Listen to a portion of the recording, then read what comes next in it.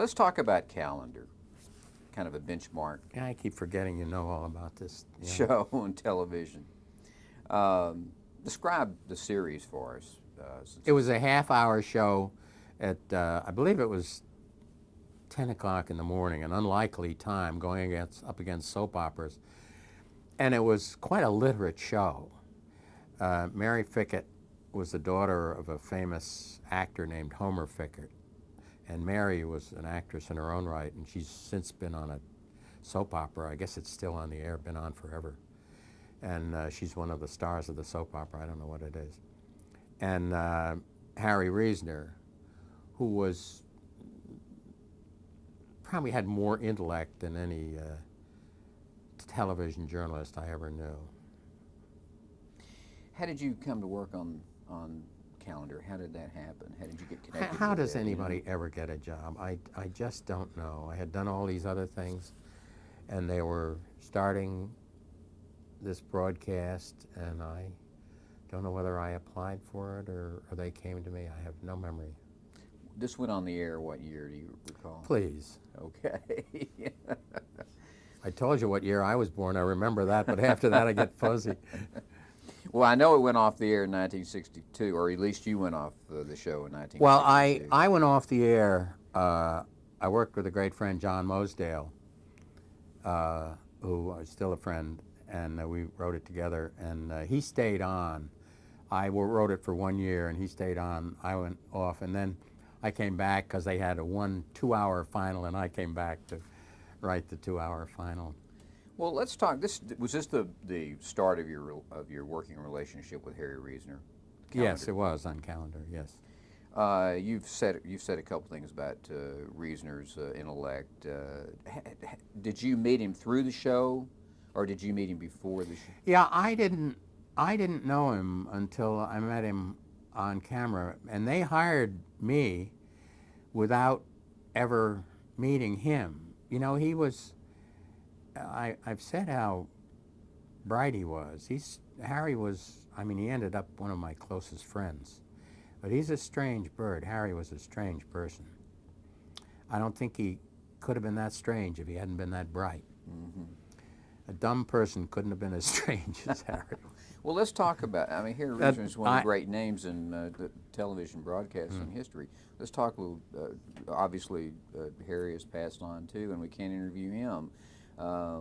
Tell us about Harry Reasoner, what his strengths and weaknesses, and what he brought to television. Well, basically he brought his intellect and a great intellectual curiosity. And he was not only thought quickly and deeply, but he was an omnivorous reader. He read all the news magazines, he read all the newspapers. He just spent his day reading. Before I do anything on television, I always get nervous. Harry, when he was at ABC News, Harry would sit there at the desk reading a magazine. And they would say, 30 seconds. And Harry would turn one more page, and he'd put the magazine down, turn the camera on, the red light would go on, and Harry would take off. He just was incredible. I did 1.5 hour, I guess, broadcast from, I went to ABC briefly when Harry did. And I did an hour documentary called A Small Town in Iowa. It was the story of Harry's hometown, although it could have been any hometown. It was just typical of an American small town. And I remember I had a rather long opening. We were in the middle of the town, and we had rented this huge crane with an arm on it. We had the cameraman up there in the center of this small town. And Harry was in the middle of the town. And I had this opening of about 2 minutes, long opening.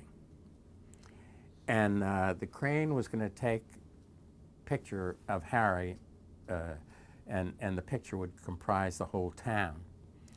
And then slowly go into Harry till we were tight. And it took the whole 2 minutes for the zoom. And I couldn't ever get Harry to look at stuff in advance. So we're about ready to shoot. So I give him the 3 pages of copy on yellow paper. I was writing yellow paper. And he'd read it. Take him 3 minutes to read it. And then he'd read it again. He'd walk around a little. And then he'd hand me the paper I'd given him. He said, "Here, try me." And he'd say it. Maybe make a mistake. And he'd take the paper back. Okay. Stands in the middle of the thing. The cameramen do what they always do. They aren't quite ready, you know how cameramen are. And we go through all this mess. And then start the shot. Do this. He does it in one take, and we get it. I mean, he was incredible.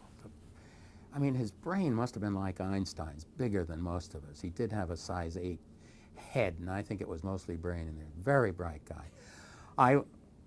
One day at ABC, the graphics department, we were illustrating something about Africa, and the graphics department had maps of Africa with just the outlines of the various countries, because they only colored them or indicated what they were when they wanted to talk about that country. Otherwise, they were blank maps with the outlines of the country. So nobody knew the names of the other countries. They could name about 6 of them, and I think there were 57 African states. So Harry says, "Let me see that." And they lay this big map out on the desk, and Harry goes through. He writes the name of every African country in its proper place on this map. I mean, his brain was just incredible. You sit down to write a piece that Harry Reasoner is going to read. What's the paramount thing in your mind, other than the obvious subject? I mean, how does it? Did you write things especially for him? Oh, there's no doubt. I have found I've written enough for enough people to know that you absolutely have to adapt your writing style to the person reading it. And I have found Harry was a very good writer. The reason I got to write for Harry Reasoner, he was lazy almost in as great a proportion as he was an intellectual. He liked the money, but he was not. I am fascinated doing my work. Harry really did not love his job. He liked the money. He liked all it brought him, but he did not enjoy coming to work every morning the way so many of us did. And had he not been lazy, I never would have been his writer, because he would have written for himself, but it would have been a lot of work for him, and he wasn't willing to do it. And he accepted stuff from me that he could have done better, because he didn't want to take the time to do it. He would correct me sometimes. He would correct my grammar or a matter of fact, or sometimes I'd have to ask him, "Hey, what's the," and he'd tell me, and I'd put it in the script. But he didn't want to bother with it. He wanted to do the show, go out and have a drink, have a good meal somewhere, go home, or not go home. And that was the sort of the industry rap against him, wasn't it? Oh, it was. There was a big rap against Harry, and he was much loved.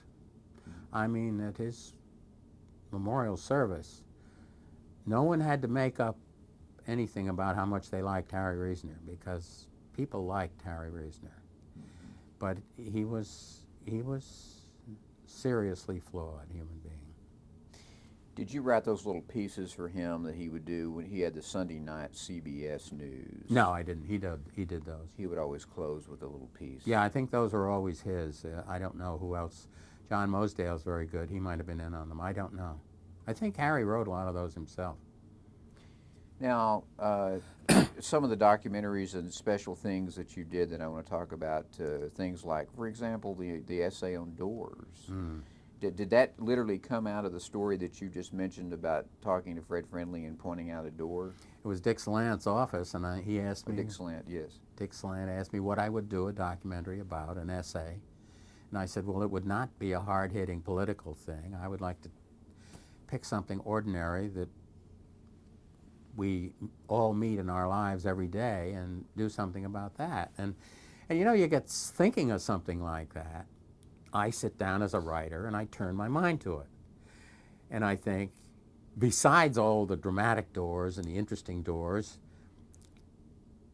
there was very few things as definite as a door in relation to whether you want to get in or come out. I mean, this is a big deal.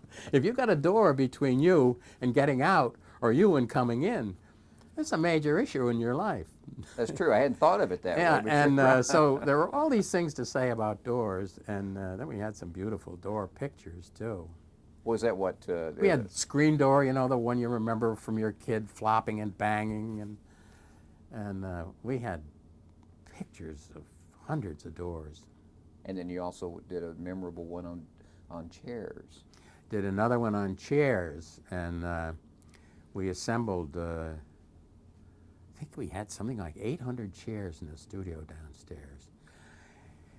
And we only had the studio for a day and a half. And I remember we did all this work getting the chairs together, and then we hardly had time to shoot the piece. We did shoot it.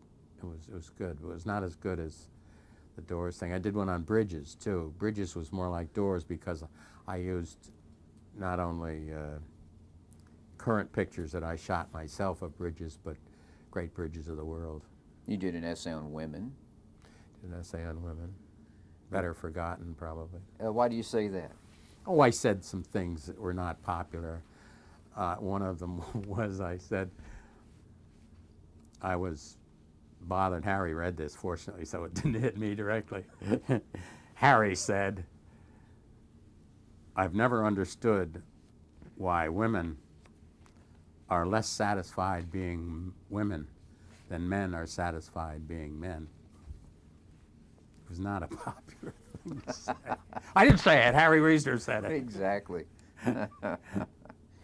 Well, you also did these. It is true. It is true. And I suppose for good reason. I mean, I expect men got a better deal in the world than women have. I didn't say that at the time, but that's what I should have said. Men have a better deal, no question. Well, good point. The Just bird's eye trying to salvage whatever I can of my reputation. The bird's eye view shows. I did 2 bird's eye view of America. I rented a wobbly old helicopter from a man who owned it. He bought it from secondhand from Sikorsky, and it was not a very stable helicopter. It was a big helicopter. It was supposed to carry 5 people, and we took this across the country with just a pilot and myself and a cameraman and a sound man. And we got across the country, but gosh, we ran out of gas in it out in where all those 4 states come together, and we had to walk for 20 miles, and we found a farmer with a gas tank, and we took this kerosene back and started up there. I'm lucky to live through that first helicopter, bird's eye view of America. Then it was okay. It was well received. This was in the early 60s, but then in, I guess it was 70s or something, I forget, I determined to do it again. And this time, Sikorsky gave us one of their best helicopters, twin-engine helicopters. It was a beauty. And they gave us 2 of their best pilots, and we paid for all that, but they didn't charge us anything for the rent of the helicopter. And it was still expensive. And we had 2 station wagons underneath us, 2 mechanics who came along. And the trip across the United States and back, we went south and then up across the Dakotas and more northerly. And the trip took us just 3 days short of a month. And the mechanics caught up with us for all but 5 days. And they couldn't stay with us always. But the rest of the time they drove all day. And we were tootling along in the helicopter. And we were in communication with them. And they found us, and we'd stay at a motel. And the poor guys would work all night screwing the helicopter back together again. And doing everything, the maintenance on it. And that's a beautiful picture. Matter of fact, the British have made a whole series based on it. They saw it and liked it and set out to do a whole series on various parts of England. Then I did one on Scotland too, called A Bird's Eye View of Scotland. That was just beautiful, and I had an editor who was very good. We used some music, and it's haunting music with the... I'm not naturally, as a writer, I'm not naturally taken by music in my documentaries, but sometimes when the picture and the music and the words come together, God, it's a thrill for a writer. And it did in A Bird's Eye View of America. A Bird's Eye View of Scotland. It was beautiful. Music was so good. When you started that first tour, the first show, Bird's Eye View of America, did you have anything in mind that you wanted to shoot? I mean, what was the concept you were trying to carry out? Well, I think usually as a reporter, this is not a popular idea for a reporter to express because it reinforces the opinion so many people have that reporters are biased. I think most reporters, when they start a story, have some opinions. It's okay to say you don't and that you're starting fresh.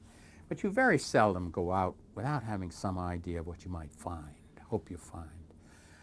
And in this case, Bird's Eye View of America, I had driven across the United States twice, and I was so impressed by the surprise of so many things I saw that I thought a lot of Americans would be surprised, and I wanted to show it to them.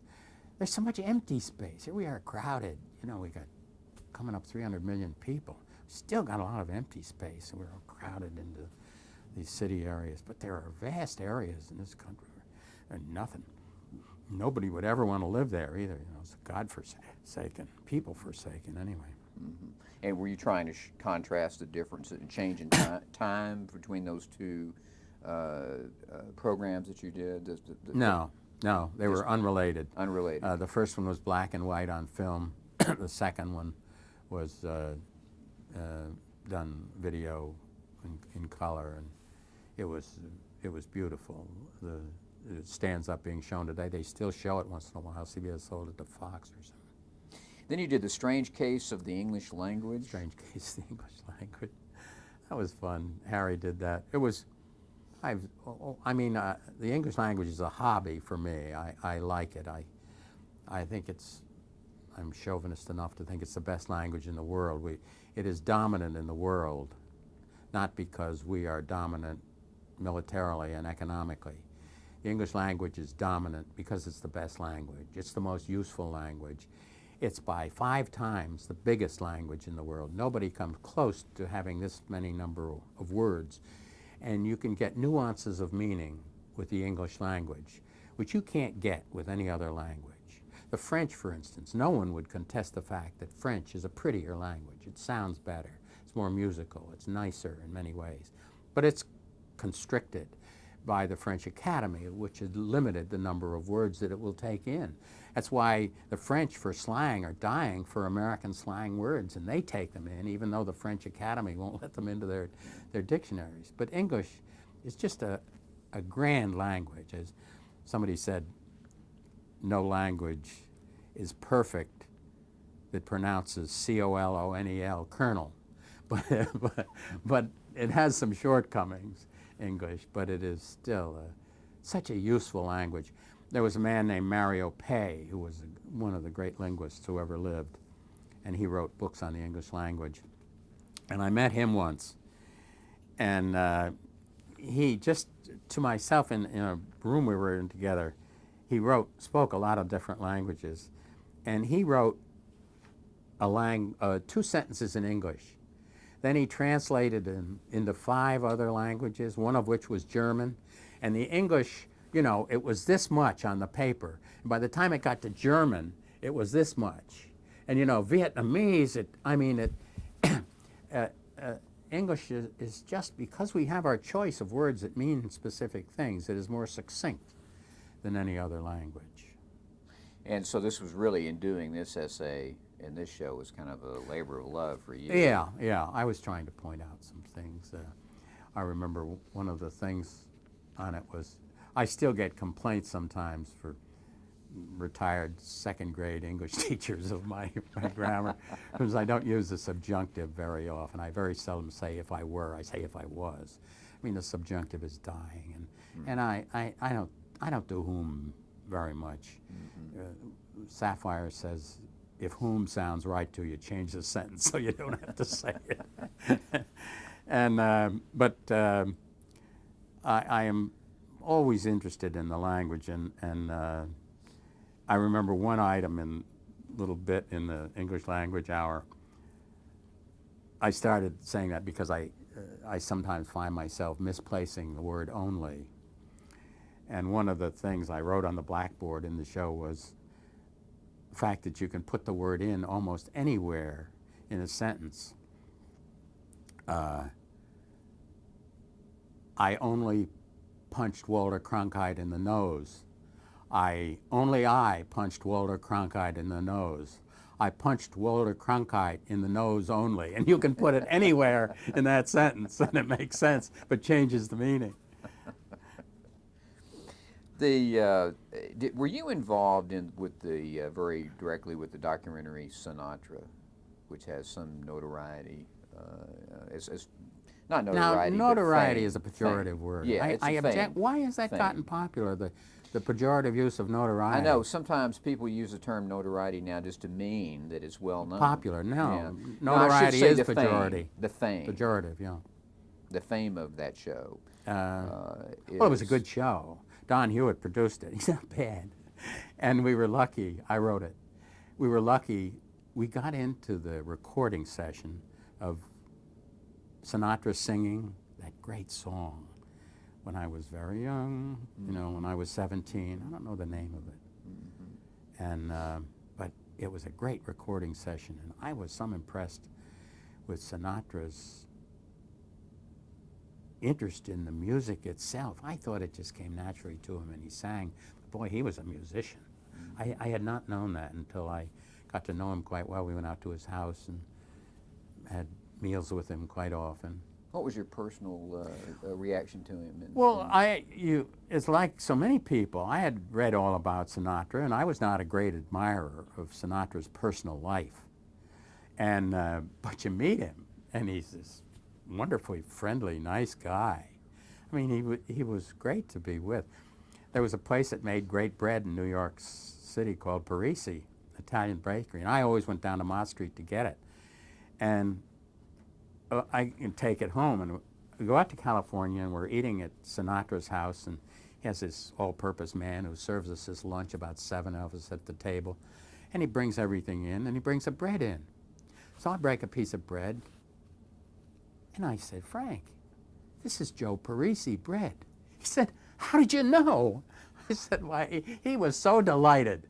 He had 8 loaves of it sent out there every other day. And he was so pleased that I recognized that he had this great bread that we were good friends from then on. I bet. Well, come to think of it, when I use the term notoriety, instead of asking about the notoriety of the show, I should say the notoriety that came from the show dealing with Walter Cronkite's interview with Sinatra, where supposedly he threatened to get up and walk out of the show. That's Well, he the did, notoriety I think. That I was Yeah. really. We took over Sinatra's house, and I remember back in the bedroom, he had a little sign on the wall, signed by John F. Kennedy, and it just says, "How can we screw John Wayne?" This was he had it on his wall, a handwritten note from John F. Kennedy. But Walter Cronkite is sitting opposite Frank Sinatra in his living room, and we got wires all over the place. And Don Hewitt, one of the best there ever was, the producer, is standing nearby listening to every word, and Walter is interviewing Sinatra. Well, it was a time at which Sinatra had an affair going with Mia Farrow, and it was a secret. And it was also a time when there was a lot of talk about Sinatra being involved with mob figures in Chicago and New York. So Walter goes along, and he asks him, good as always, asks him a lot of good questions. So they break, camera, film half an hour, 20 minutes, whatever the thing was, and break. And so Don goes over and leans over in front of Walter so that his face is shielded from Sinatra sitting over here. Says, ask him about the mob and Mia Farrow. So we come back on. And Walter says, now Frank, Frank knew Don had suggested to Walter that he did it. I don't know whether Walter was going to do it or not. He might have done it anyway. So we asked him, well, how was he ever sore? And he ended up stomping off, going back. That's what made me think of the bedroom. He went back into the bedroom with that sign. You know, Walter's, I'm glad we've talked about this, because Walter's fix on that story is that Hewitt had agreed, the Sinatra had required Hewitt to agree that those questions wouldn't be asked during the interview, and that Hewitt didn't share that agreement, that information about that agreement with Walter. I think that's probably true. It's information I was not privy to at the time, but I'm sure that is absolutely true. Sure. Don would promise anybody anything to get a good show. That's what yeah, I think that's the point of that. That's the reason I brought that up. Let's talk about the television you've been involved in a lot of documentaries about Black Americans and their history. How did that all start? Your work in those series. Well, Black History, Lost, Stolen, and or Strayed, for example. I'm glad you brought it up, because it and so many things in my past are what made that charge about that I got in trouble with a couple of years in 1960 and 1970 something so hurtful to me. I had done Black History, Lost, Strayed, or Stolen was produced by Perry Wolf, known in the trade as Ski Wolf. He's very good, done a lot of good documentaries. And I produced one of them with, it was done with the great comedian. Bill Cosby. With Bill Cosby. And I did the script, and I was nervous about writing a script for Bill Cosby. And I remember we went down into this viewing room downstairs, and Cosby took my script, and his agent was with him. And he looked at the script and read it aloud, and it was very flat, I thought, the way he read it. And his agent didn't care much for it. So Cosby, I didn't know what I was really on pins and needles. Cosby says, I love it. Cosby read my script, and he read it that way. Absolutely the opposite from how a great actor would have read it. But it was so good the way he read that script, and it was another revelation for me to have a script of mine read that way by someone who was as good and added something to it that I hadn't given it. And the broadcast and got great acclaim, the one that Cosby did, Black America, Lost, Strayed, or Stolen. It was good. I had another. I did a show for Harry Belafonte and Lena Horne, and that was fun. I had never. That was not a documentary. I had a friend who was a documentary producer, and they wanted me to. He asked me to do it, and I guess CBS let me do it. And I had never met Harry Belafonte or Lena Horne before, and I did the script for them, and that was fun. I got into a fight about that show.